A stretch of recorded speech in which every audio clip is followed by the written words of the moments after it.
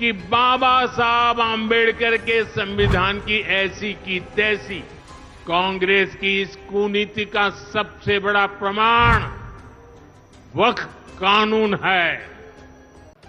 साथियों, कांग्रेस ने हमारे पवित्र संविधान को सत्ता हासिल करने का एक हथियार बना दिया।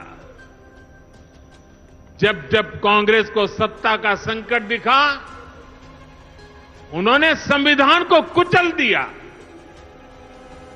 कांग्रेस ने आपातकाल में संविधान की स्पिरिट को कुचला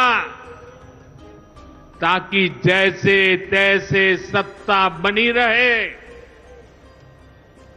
संविधान की भावना है कि सबके लिए एक जैसी नागरिक संहिता हो,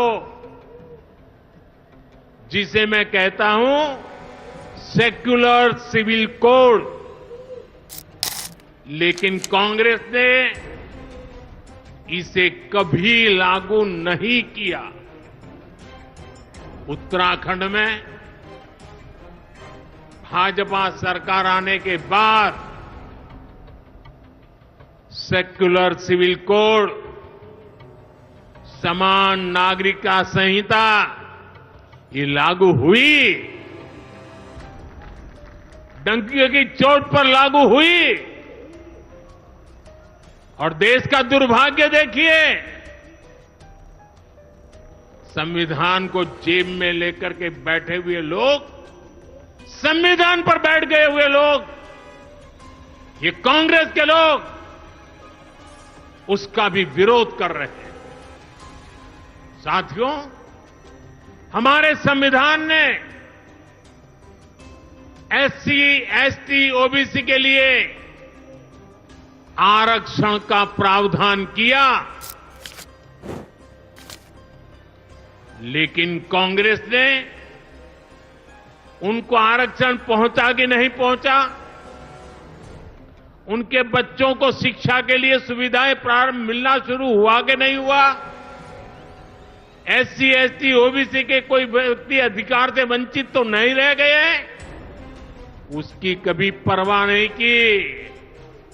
लेकिन राजनीतिक खेल खेलने के लिए कांग्रेस ने बाबा साहब आम्बेडकर ने जो सपना देखा था, सामाजिक न्याय के लिए संविधान में जो व्यवस्था की थी, उसको भी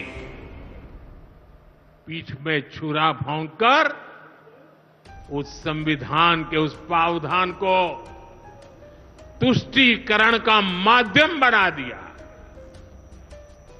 अभी आपने भी समाचारों में सुना होगा, कर्नाटका की कांग्रेस सरकार ने टेंडर में भी अब एससी, एसटी, ओबीसी के अधिकार छीन करके धर्म के आधार पर आरक्षण दे दिया।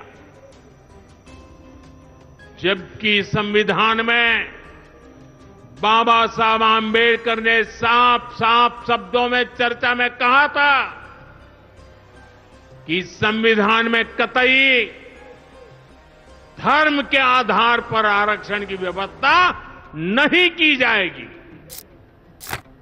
और हमारे संविधान ने धर्म के आधार पर आरक्षण के लिए प्रतिबंध लगाया हुआ है। साथियों, कांग्रेस की तुष्टीकरण की इस नीति का बहुत बड़ा नुकसान मुस्लिम समाज को भी हुआ है। कांग्रेस ने सिर्फ कुछ कट्टरपंथियों को ही खुश किया है, बाकी समाज बेहाल रहा, अशिक्षित रहा, गरीब रहा। कांग्रेस की इस कुनीति का सबसे बड़ा प्रमाण वक्फ कानून है। देश आजाद होने के बाद 2013 तक वक्फ का कानून चलता था, लेकिन चुनाव जीतने के लिए, तुष्टीकरण की राजनीति के लिए, वोट बैंक की राजनीति के लिए 2013 के आखिर में, आखिरी सत्र में कांग्रेस ने इतने सालों तक चल रहे वक्फ के कानून में आनन फानन संशोधन कर दिया ताकि चुनाव में वोट पा सके। वोट बैंक को खुश करने के लिए इस कानून को ऐसा बना दिया कि बाबा साहब आंबेडकर के संविधान की ऐसी की तैसी, संविधान से ऊपर कर दिया। ये बाबा साहब का सबसे बड़ा अपमान का काम था। साथियों, ये कहते हैं कि उन्होंने मुसलमानों के हित में किया। मैं जरा ऐसे सभियों से पूछना चाहता हूं, वोट बैंक के भूखे इन राजनेताओं से कहना चाहता हूं, अगर सच्चे अर्थ से आपके दिल में मुसलमानों के लिए थोड़ी भी हमदर्दी है तो कांग्रेस पार्टी अपने पार्टी के अध्यक्ष मुसलमान को बनाए। क्यों नहीं बनाते भाई? संसद में टिकट देते हैं, 50% मुसलमानों को दो। जीत करके आएंगे तो अपनी बात बताएंगे, लेकिन ये नहीं करना है। कांग्रेस में तो कुछ नहीं देना है। देश के नागरिकों के अधिकारों को छीनना और देना, इनकी नीयत